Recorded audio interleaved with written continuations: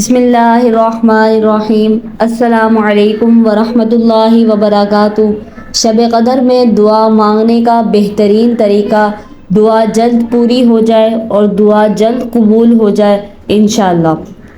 تو اس طرح سے دعا مانگیں کہ دعا آپ کی جلد اور بہترین طریقے سے قبول ہو اور پوری ہو۔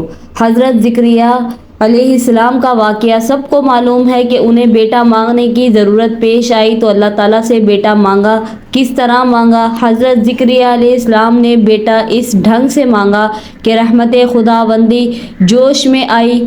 فرمایا یعنی اس وقت کو یاد کرو جب کہ حضرت زکریا علیہ السلام نے چھپکے اپنے دل میں اللہ تعالیٰ سے مانگنا شروع کیا اور چھپی آواز میں اولاد طلب کی جس کو وہ سنتے تھے اور ان کا اللہ سنتا تھا۔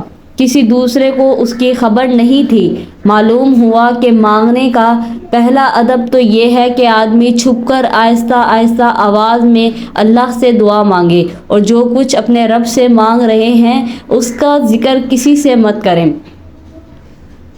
ہمارے نبی حضرت محمد صلی اللہ علیہ وآلہ وسلم نے بار بار دعا مانگنے کے طریقے بتائے ہیں۔ دعا مانگنے کا سب سے بہتر اور سب سے افضل اور اعلیٰ طریقہ کون سا ہے؟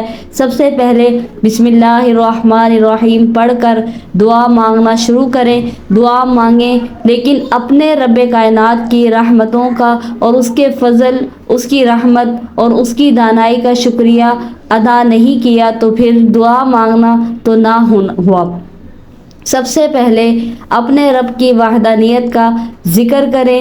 اس کے لیے سب سے آسان طریقہ اور سب سے چھوٹا طریقہ قل هو اللہ احد کا آپ نے ایک ورد کرنا ہے۔ بسم اللہ پڑھ کر قل هو اللہ احد اللہ الصمد لم یلد ولم یولد ولم یکن لہ کفوا احد۔ اس صورت کے اندر سب کچھ موجود ہے، اللہ تعالیٰ کی حکمت، وحدانیت، دانائی، رحمت۔ سب سے پہلے یہ صورت پڑھیں، اس کے بعد جیسا کہ آپ جانتے ہیں خدا کا ذکر کریں، ذکر مصطفیٰ نہ کریں۔ ہمارے منہ میں ہو ایسی زبان خدا نہ کرے۔ اللہ تعالیٰ کا ذکر کرنے کے فوراً بعد درود پاک کا ورد کریں۔ ہمارے نبی حضرت محمد صلی اللہ علیہ وآلہ وسلم سے کسی نے پوچھا میں دعا کیسے مانگوں اور وہ قبول ہو جائے، اس کا کوئی آسان طریقہ بتا دیجئے۔ تو ہمارے نبی صلی اللہ علیہ وآلہ وسلم نے کہا سب سے پہلے خدا کی وحدانیت کا ذکر کرو، اس کے بعد مجھ پر درود شریف بھیجو۔ تو اس نے کہا کہ یا رسول اللہ صلی اللہ علیہ وسلم کس حد تک درود پاک پڑھوں؟ تو آپ صلی اللہ علیہ وسلم نے فرمایا جتنی تم جلدی چاہتے ہو تمہاری دعا قبول ہو اتنا زیادہ درود پاک پڑھو۔ اس فرد نے پھر ذکر کیا اے اللہ کے نبی 1/4 حصہ درود پاک پڑھ لوں؟ آپ صلی اللہ علیہ وسلم نے فرمایا اس سے بھی زیادہ درود پاک پڑھو، اتنی جلدی تمہاری مراد پوری ہوگی۔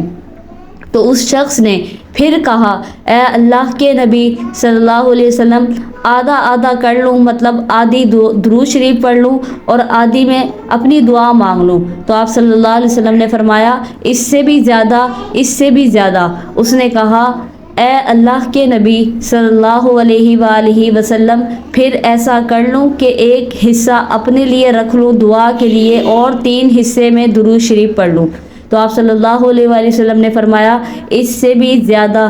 تو جیسے کہ انسان خود غرض ہوتا ہے، اس نے کہا اے اللہ کے نبی صلی اللہ علیہ وسلم پھر میری دعاؤں کا وقت کہاں جائے گا؟ تو آپ صلی اللہ علیہ وآلہ وسلم نے فرمایا تم درود پاک پڑھو اور اس کے بعد اپنی دعاؤں کی ذمہ داری مجھ پر چھوڑ دو۔ سب مل کے کہو سبحان اللہ۔ نبی کریم صلی اللہ علیہ وآلہ وسلم نے ارشاد فرمایا دعا مانگنا بعین عبادت کرنا۔ پھر آپ صلی اللہ علیہ وسلم نے بطور دلیل قرآن حکیم کی یہ آیت تلاوت فرمائی اور تمہارے پروردگار نے فرمایا مجھ سے دعا مانگا کرو میں تمہاری دعا قبول کروں گا۔ بے شک جو لوگ میری عبادت سے سرتابی کرتے ہیں وہ ضرور جہنم میں داخل ہوں گے ذلیل اور خوار ہو کر۔ فرمان نبی صلی اللہ علیہ وسلم ہے کہ تم میں سے جس شخص کے لیے دعا کا دروازہ کھول دیا گیا اس کے لیے رحمت کے دروازے کھول دیے گئے۔ اللہ تعالیٰ سے جو دعائیں مانگی جاتی ہیں ان میں اللہ کو سب سے زیادہ پسند یہ ہے کہ اس سے عافیت کی دعا مانگی جائے۔ فرمان نبی ہے کہ دعا کے سوا کوئی چیز قضا کو رد نہیں کر سکتی اور نیکی عمل خیر کے سوا کوئی چیز عمر کو نہیں بڑھا سکتی۔ فرمان نبی صلی اللہ علیہ وسلم ہے کہ قدر سے بچنے کی کوئی تدبیر فائدہ نہیں دیتی۔ ہاں، اللہ سے دعا مانگنا اس آفت اور مصیبت میں بھی نفع پہنچاتا ہے جو نازل ہو چکی ہے اور اس مصیبت میں بھی جو ابھی تک نازل نہیں ہوئی، اور بے شک بلا نازل ہونے کو ہوتی ہے کہ اتنے میں دعا اس سے جا ملتی ہے، پس قیامت تک ان دونوں میں کشمکش ہوتی رہتی ہے اور انسان دعا کی بدولت اس بلا سے بچ جاتا ہے۔ ارشاد نبوی صلی اللہ علیہ وسلم ہے کہ اللہ تعالیٰ کے ہاں دعا سے زیادہ اور کسی چیز کی وقعت نہیں۔ حدیث مبارکہ ہے کہ رسول اللہ صلی اللہ علیہ وآلہ وسلم نے صحابہ سے خطاب کر کے فرمایا، تم اللہ سے دعا مانگنے میں کوتاہی نہ کرو، اس لیے کہ دعا کی صورت میں ہرگز کوئی شخص کسی ناگہانی آفت سے ہلاک نہ ہوگا۔ ارشاد نبی صلی اللہ علیہ وسلم ہے کہ جو شخص یہ چاہے کہ اللہ تعالیٰ اس کی دعا سختی اور مصیبتوں کے وقت قبول فرمائے، اس کو چاہیے کہ وہ فراخی اور خوشحالی میں بھی کثرت سے دعا مانگا کرے۔ فرمان نبوی صلی اللہ علیہ وآلہ وسلم ہے کہ دعا مومن کا ہتھیار ہے، دین کا ستون ہے اور آسمان اور زمین کا نور ہے۔ ارشاد نبوی صلی اللہ علیہ وسلم ہے کہ جو بھی مسلمان کسی چیز کے مانگنے کے لیے اللہ تعالیٰ کی جانب اپنا منہ اٹھاتا ہے اور مانگتا ہے، اللہ تعالیٰ اس کو وہ چیز ضرور عطا کرتے ہیں، یا وہی چیز اس کو فوراً دے دیتے ہیں، یا اس کے لیے دنیا یا آخرت میں اس کو ذخیرہ کر دیتے ہیں۔ تو یہ طریقہ کار ہے دعا مانگنے کا اور دعا کی قبولیت کا۔